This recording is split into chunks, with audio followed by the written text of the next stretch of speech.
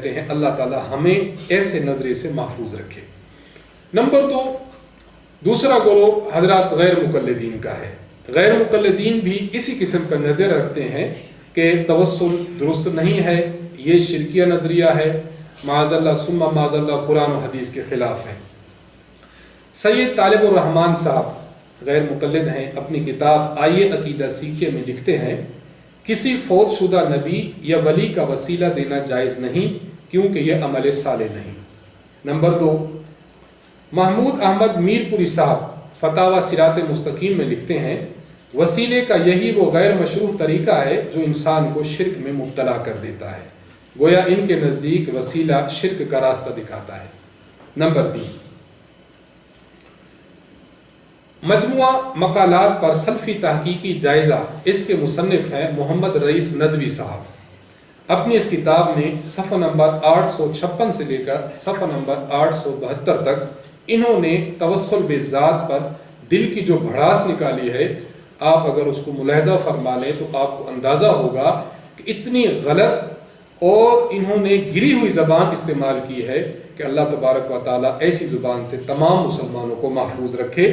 دل کی بھڑاس نکالی ہے اور اس عقیدہ کو عقیدہ مکذوبہ، اس پر قائلین پر گالیوں کی بوچھار اور کیا کچھ اس شخص نے کیا ہے۔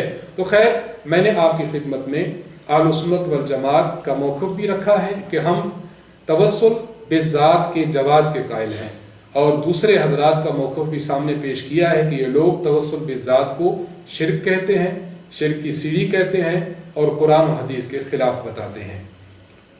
تیسری بات میں آپ کی خدمت میں جو عرض کرنے جا رہا ہوں وہ یہ ہے کہ اہل سنت والجماعت توسل بالذات کے جو قائل ہیں تو اس قائل ہونے کے دلائل کیا ہیں؟ انبیاء علیہ السلام، شہداء، سلف صالحین، اکابرین بزرگوں کے واسطے سے دعا کرنا، اس پر نقول قرآن و سنت بھی موجود ہے، اور ساتھ ساتھ عقل سلیم بھی اس بات کی گواہی دیتی ہے کہ توسل بالذات یہ جائز ہے۔ اسے ہم یوں کہہ سکتے ہیں کہ کچھ دلیلیں عقلی ہیں اور کچھ دلائل نقلیہ ہیں۔ آپ کی خدمت میں 3 دلیلیں پیش کرنا چاہوں گا کہ عقلی طور پر بھی یہ بات ثابت ہے کہ انبیاء علیہ السلام اور نیک ہستیوں کا وسیلہ اپنی دعا میں دینا جائز ہے۔ نمبر 1، ہم دیکھتے ہیں کہ 2 چیزیں ہیں۔ نمبر 1 انسان کی ذات ہے اور ایک ہوتا ہے اعمال۔ اعمال اس کو ہم کہتے ہیں فرع، اور ذات اس کو ہم کہتے ہیں اصل۔ ایک میری ذات ہے اور ایک میرے جسم سے نکلنے والے اعمال ہیں۔ فریق مخالف جن کا میں نے تذکرہ کیا، یہ لوگ توسل بالاعمال کے قائل ہیں، نماز کا وسیلہ دے دیں، روزے کا وسیلہ دے دیں، حج کا وسیلہ دے دیں، نیک صدقے کا وسیلہ دے دیں، نیک اعمال کے توسل کے قائل ہیں۔ ہم یہ عرض کرنا چاہتے ہیں کہ دیکھیں، ایک ہوتی ہے ذات اور ایک ہوتے ہیں اعمال۔ یہ جو نماز، روزہ، حج، زکوٰۃ، یہ جو اعمال ہیں، یہ دراصل جناب رسول اللہ صلی اللہ علیہ وسلم کی ذات نے جو اعمال صادر فرمائے ہیں یہ وہ ہیں۔ حضور نے پڑھ کر دکھائی تو ہمیں نماز ملی، حضور نے رکھ کر دکھایا ہمیں روزہ ملا، حضور نے حج کر کے دکھایا ہمیں مناسک حج ملے ہیں، صدقہ حضور نے کیا ہمیں صدقے کا طریقہ سمجھ آیا۔ تو ایک حضور علیہ السلام کی ذات ہے اور ایک حضور علیہ السلام کے جسم سے نکلنے والے اعمال ہیں۔ جب لوگ اعمال کا وسیلہ دینے کے جواز کے قائل ہیں، اعمال فرع ہیں اور اصل ذات ہے، ہم اب عرض کرتے ہیں کہ دیکھیں، اعمال جو کہ فرع ہیں جب ان کا وسیلہ دینا جائز ہے تو ذات جو کہ اصل ہے ان کا وسیلہ دینا بڑھ کر جائز ہے۔ اور اس کو ہم دوسرے لفظوں میں یوں بھی تعبیر کر سکتے ہیں کہ دیکھیں، انسان جو اعمال کرتا ہے اور ان کا وسیلہ خدا کے دربار میں پیش کرتا ہے، یہ اعمال بھی دراصل خود بخود نہیں آئے بلکہ ان کے وجود بھی حضور علیہ الصلوۃ والسلام کی ذات کی وجہ سے آیا ہے۔ گویا ہم فریق مخالف سے بات کہتے ہیں کہ جن اعمال کے وسیلہ کے آپ لوگ قائل ہیں، ان اعمال کا وسیلہ بھی جناب رسول اللہ صلی اللہ علیہ وسلم کی ذات ہے، ذات نبوت آئی ہے تب یہ اعمال آئے ہیں۔ تو جب ان اعمال کا وسیلہ جائز ہے تو جو ذات لے کر آئی ہے اس ذات کا وسیلہ بڑھ کر جائز ہے۔ نمبر 2، دوسری دلیل یہ ہے کہ دیکھیں، یہ جو نیک اعمال ہیں، نیک اعمال یہ اللہ کی جانب سے انسان پر بہت بڑی نعمت ہے۔ इंसान नेक अमल करे, खुदा का इनाम है, अल्लाह की जानिब से नेमत है।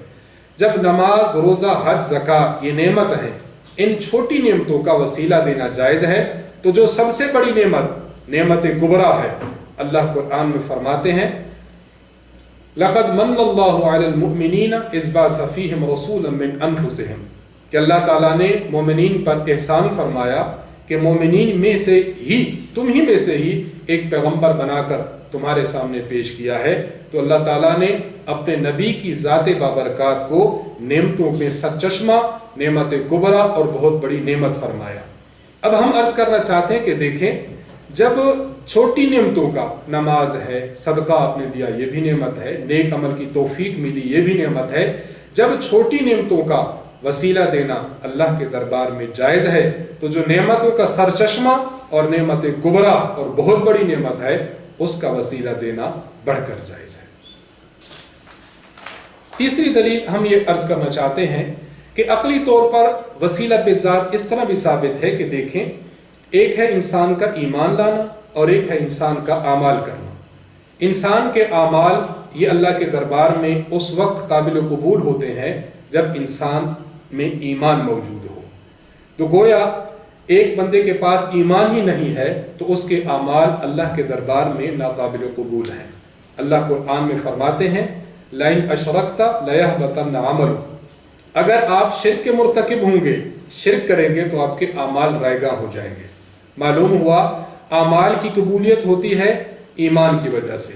अच्छा, एक बंदे के पास ईमान भी है और नेक आमाल भी है। अब ईमान और नेक आमाल की वजह से नेक आमाल खुदा के दरबार में कुर्बत का जरिया ज्यादा बनते हैं, या ईमान और नेक आमाल हैं लेकिन साथ ज़ात नबूवत भी मिली हुई है, तब कबूलियत ज्यादा और अल्लाह के यहाँ कुर्ब ज्यादा है। हम ये देखते हैं एक बंदे के पास ईमान और अमल साले हो तो आमाल और कुर्बत अल्लाह के दरबार में इतना ज्यादा नहीं होती जितना हुजूर अलैहिस्सलाम की सोहबत हो तब कुर्बत होती है। इसकी मिसाल भी खुद हदीस मुबारका में है। सही मुस्लिम जिल्द नंबर 2 सफ़ा नंबर 310, अल्लाह के नबी इरशाद फरमाते हैं सल्लल्लाहु अलैहि वसल्लम, ला तसुब्बु अहदम मिन अस्हाबी, मेरे सहाबा को बुरा भला मत कहना, फ़इन्न अहदकुम लौ अनफ़क़ मिस्ल उहुदिन ज़हबन मा अदरका मुद्द अहदिहिम वला नसीफ़हु।